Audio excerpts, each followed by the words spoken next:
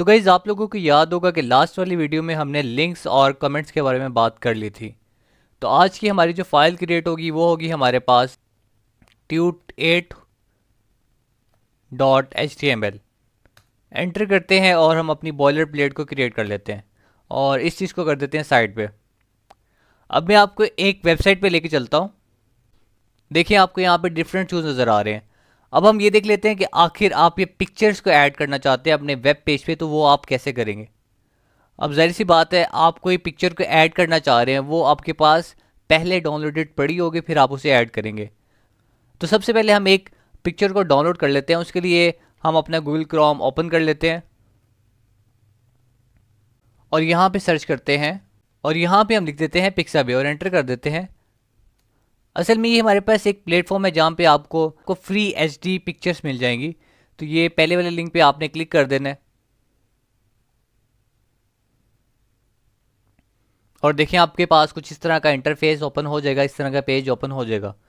यहाँ पे आपको डिफरेंट एचडी पिक्चर्स मिल जाएंगी फ्री में डाउनलोड करने के लिए। मैक्सिमम पिक्चर्स यहाँ पे फ्री हैं, कुछ पिक्चर्स पेड भी हैं, बट मैक्सिमम पिक्चर्स यहाँ पे आपको फ्री मिलेंगी। तो यहाँ हम सर्च करते हैं, यहाँ पे हम सर्च करते हैं नाइकी शूज़।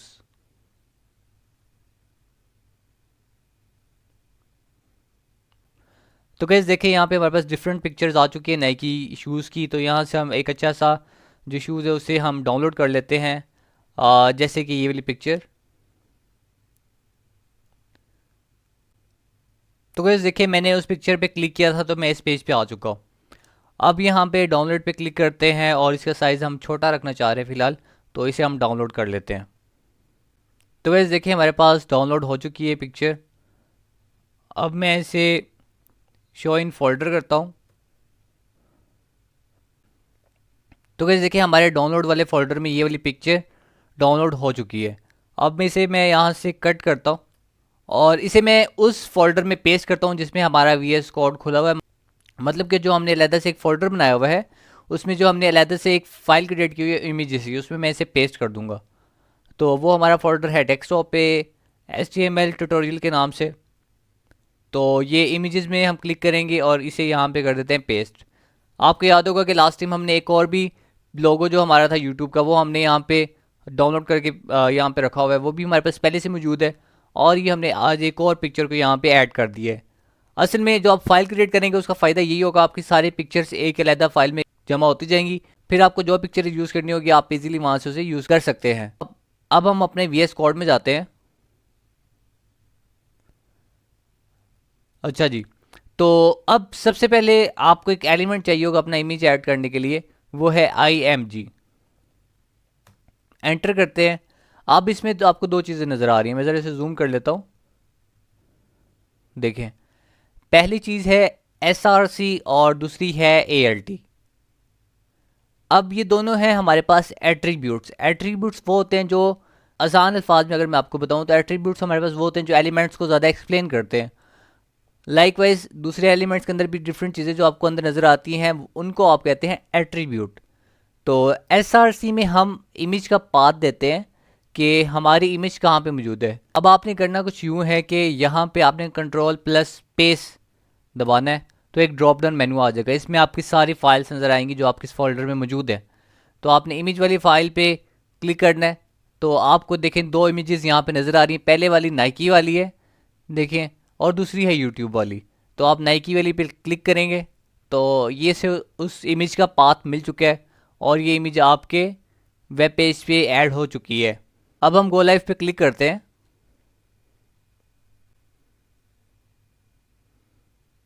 तो गाइस देखिए जैसा कि आपको नज़र आ रहा है आपकी इमेज यहाँ पे ऐड हो चुकी है।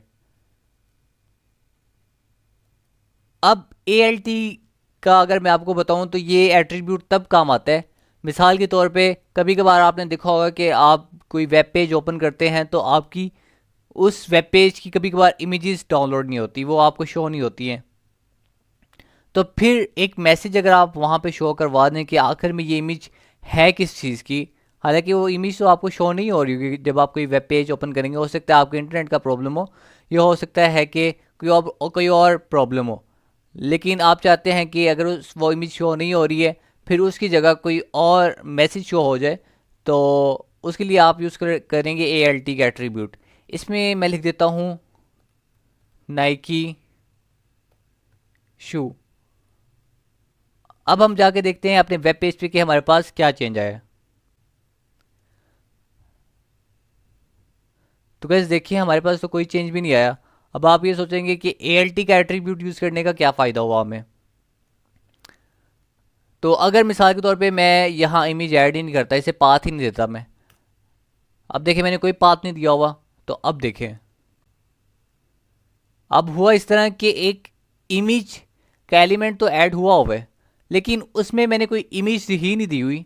तो उसने मुझे बता दी कि यहाँ कोई ना कोई इमेज आनी है, और वो किस चीज़ की है, नाइकी शूज़ की, क्योंकि मैंने जो ALT के एट्रीब्यूट में लिखा है, ये देखिए मैंने यहाँ पे ALT के एट्रीब्यूट में लिखा है नाइकी शू का एक मैसेज शो करवा दो। अगर कोई एरर, कोई मसला आ रहा है कि इमेज शो नहीं हो रही है, मतलब कि कोई पाथ में कोई मसला आ रहा है या फिर इंटरनेट का कोई प्रॉब्लम है, तो आप इमेज तो शो नहीं करवा पा रहे हो, बट ये मैसेज वहाँ पे ज़रूर शो हो जाए, ताकि पता चल जाए कि यहाँ पे इमेज किस चीज़ की थी। मिसाल के तौर पे मैं यहाँ कर देता हूँ खाली शू कर देता हूँ मैं, तो वेब पेज पे जाके देखेंगे तो यहाँ शू हो जाएगा। तो ALT का एट्रीब्यूट हमारे पास इस चीज़ के लिए काम में आता है। हम दोबारा यहाँ पे इसे पाथ दे देते हैं।